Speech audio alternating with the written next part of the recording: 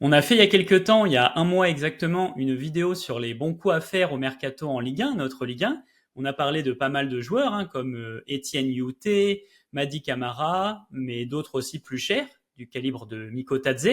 Aujourd'hui, on va aller voir du côté de la première division belge, la Jupiler Pro League. C'est ça le logo que vous voyez à droite, là, le taureau.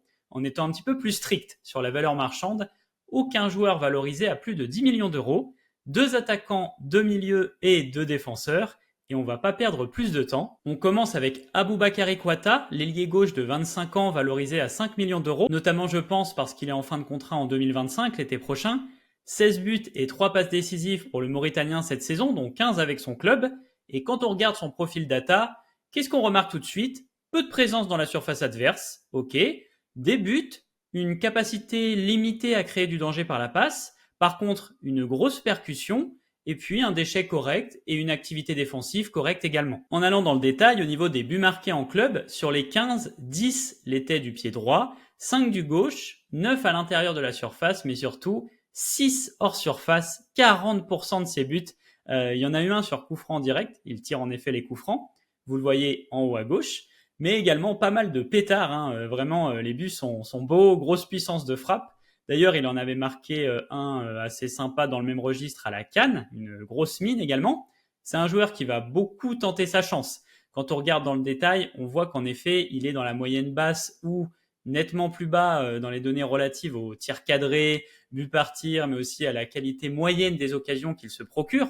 On le voit, il frappe en moyenne assez loin du but, par exemple. Donc ouais, il a marqué beaucoup de buts hors surface, mais il a vraiment beaucoup tenté, avec 4,4 tirs par match en moyenne. C'est la première saison en plus où il éclate vraiment au niveau des buts. Et la question, comme toujours dans ces cas-là, c'est est-ce qu'il parviendra à maintenir cette forme offensive? Sinon, en dehors des buts, comme on l'a dit, c'est un joueur percutant qui fait beaucoup de différence, qui élimine environ 5 adversaires par match en moyenne. Il va pouvoir déséquilibrer la défense adverse quand il arrive lancé, et puis se mettre du coup dans des positions dangereuses, mais il a aussi l'accélération nécessaire pour déposer les adversaires en étant à l'arrêt et puis en poussant le ballon vers l'avant. Si je devais rajouter un petit point sur la création de danger par la passe, en fait c'est un truc qui m'avait fait rire quand je l'avais découvert à l'époque. Il peut être assez frustrant dans le sens où au global, s'il est lancé, il va surtout essayer de prendre sa chance tout seul. Il lâche pas souvent le ballon, en tout cas de ce que moi j'ai vu. Cette saison, ça a porté ses fruits, mais voilà, c'est sans doute un axe de progression. Prochain joueur, un ailier également, qui peut jouer sur les deux ailes, mais qui est quand même plus à l'aise à gauche. Michel-Ange Balikwisha, 23 ans, valorisé à 9 millions d'euros, fin de contrat en 2026. Il est à 9 buts et 6 passes décisives cette saison. Au niveau du profil data, il est vraiment complet. Bon partout, avec une grande activité défensive en plus de ça, donc c'est une bonne chose, c'est pas toujours le cas. Au niveau des buts, il en a marqué une plus grande majorité dans la surface, 78%. Lui aussi, il en a mis un sur coup franc direct et sinon deux hors surface en barrage de poule des champions et en poule.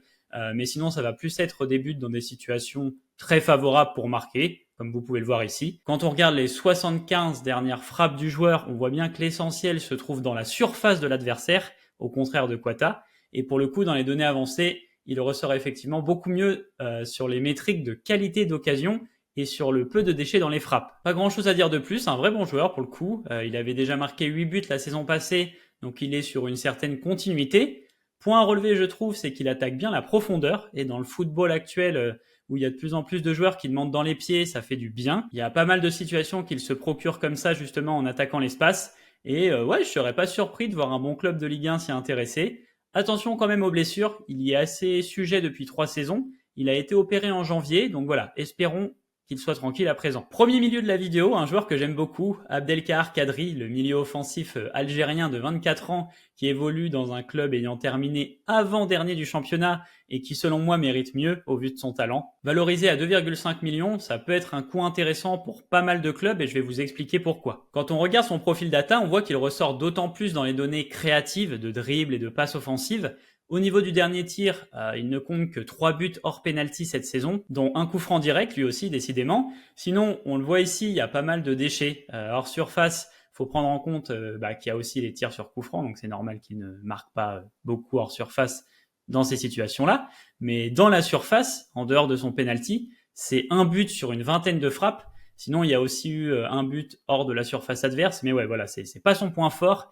Et lui, il va plutôt se mettre en avant, comme je le disais avant, sur ses capacités créatives. 11 occasions nettes créées par la passe cette saison en championnat. Il est aux portes du top 10, en jouant, je le rappelle, dans l'avant-dernière équipe. La plupart des grosses situations, il les amène avec des passes transperçantes, comme on les appelle, comme vous le voyez ici, où il va casser la dernière ligne, où il va lancer un coéquipier dans la profondeur. Il a une bonne vision de jeu. Et puis sinon, il ressort également par sa capacité à faire des différences balles au pied, notamment dans les petits espaces. Il a un centre de gravité bas, 1,70 m je crois. Et franchement, il est capable de gestes assez délicieux. Sur cette action-là, il va éliminer 2 joueurs de suite avec 2 doubles contacts. Ici aussi, en passant entre les deux, voilà, il a des mouvements qui rappellent un petit peu ceux de Pedri et de Enzo Lefebvre, donc c'est bien sympa. Maintenant, ce qui fait son prix malgré sa qualité, c'est notamment le déchet. Il en a beaucoup dans ses passes. Il cherche souvent à amener du danger, mais comptabilise pas mal de pertes. Et comme je vous l'ai souvent expliqué, ce qui fait le prix d'un joueur, c'est souvent le lien entre ce qu'il apporte et ce qu'il coûte, on va dire.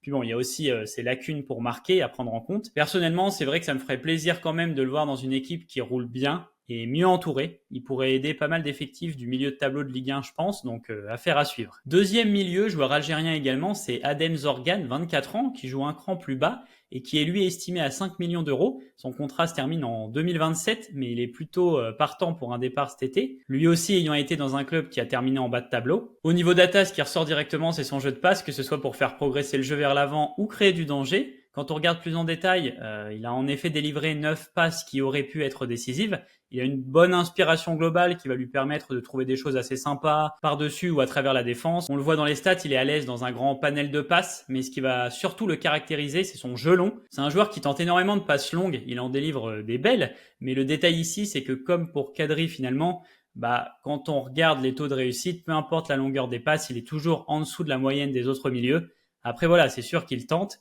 J'imagine même que voilà, le coach lui demande. Parfois, il reçoit le ballon dans les pieds, pas loin de sa surface, et l'instant d'après, le ballon est déjà envoyé direction de l'avant-centre dans la profondeur.